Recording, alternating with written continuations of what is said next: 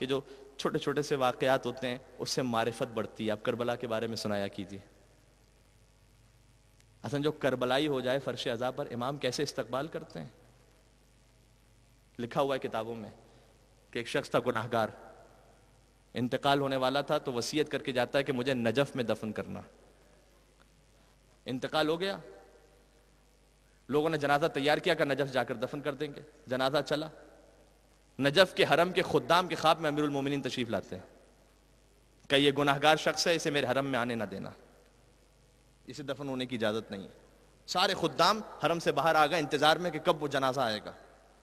کہ صبح سے شام ہو گئے جنازہ نہیں آیا. کہ ہم حیران ہو گئے کہ امیر المومنین کی اطلاع غلط تو نہیں ہو سکتی, یہ کیا ہوا ہے. رات کو پھر دوبارہ جب آرام کرتے ہیں تو خواب میں پھر امیر المومنین کو دیکھا, آنکھوں سے آنسو جاری تھے. کہا کل جب وہ جنازہ آئے نا تو اسے آنے دینا, اب اسے آنے دینا. تو کسی نے سوال کیا کہ یا امیر المومنین آپ منع فرما رہے تھے, آج کہہ رہے ہیں کہ جب وہ جنازہ آئے تو آنے دینا. کہا کہ ہاں وہ گناہگار تھا, اس قابل نہیں تھا کہ علی کی بارگاہ میں آ سکے, لیکن جب وہ جنازہ چلا تو جو صاحبان جنازہ تھے وہ راستہ بھول گئے, نجف کے بجائے کربلا چلے گئے. اللہ اکبر, اللہ اکبر. نجف کے بجائے کربلا چلے گئے. جب وہ کربلا پہنچے تو انہیں پتا چلا کہ یہ نجف نہیں ہے, یہ کربلا ہے.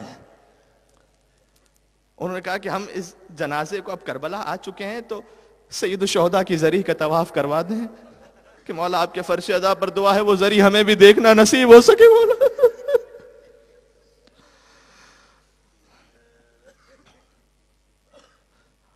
اس کے کفن میں کربلا کی خاک لگ گئی. امیر المومنین کہتے ہیں کہ آج وہ جنازہ آئے نا تو اسے آنے دینا, اس لیے کہ گناہگار ضرور ہے لیکن میرے حسین کی خاک لے کر آ رہا ہے,